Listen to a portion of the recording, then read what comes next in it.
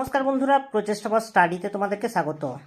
আজকে আমি দশম শ্রেণী প্রথম ভাষা বাংলা 2026-এ যারা পরীক্ষা দিয়েছ, আশা করি তোমরা প্রত্যেকেই পরীক্ষা ভালো দিয়েছ।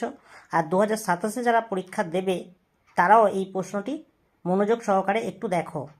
বন্ধুরা, এমসিকিউ প্রশ্নগুলো তোমরা দেখে নাও। দেখো, প্রথম প্রশ্ন দেখো, ছদ্মবেশে সেদিন হরিদার রোজগার মন্দ হয়নি, কোন ছদ্মবেশে? এর উত্তরে দেখো অপশান গ, বাইজি।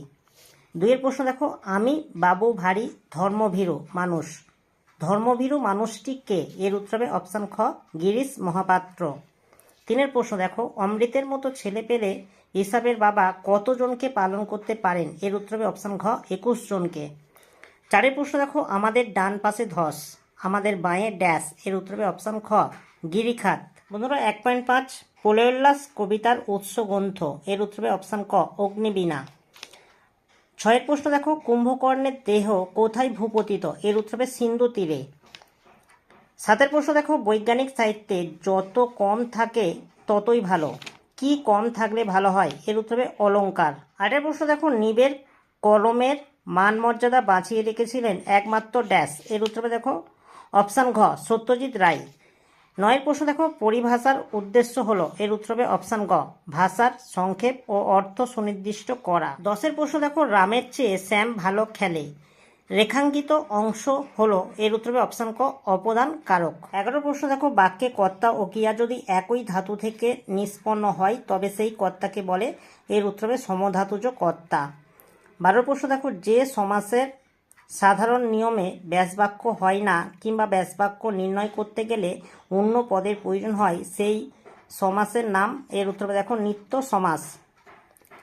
ক্ষণস্থায়ী পদটির সমাস হলো? এর উত্তরে ব্যাপ্তি তৎপুরুষ। 14 দাগের প্রশ্ন দেখো, দুটি সরল বাক্য যখন সংযোজক অব্যয় দ্বারা যুক্ত হয় তখন তাকে বলে? এর উত্তরে যৌগিক বাক্য।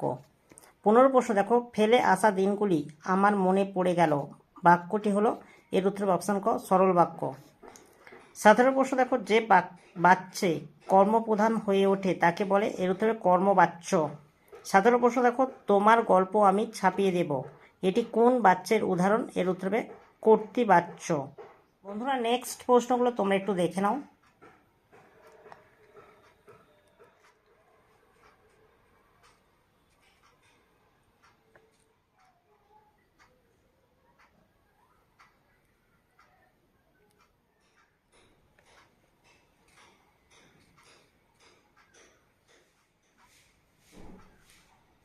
বন্ধুরা, 17টি এমসিকিউ তোমাদের সামনে তুলে ধরলাম। আর তোমাদের পরীক্ষা কেমন হয়েছে তোমরা অবশ্যই কমেন্টে জানাতে পারো।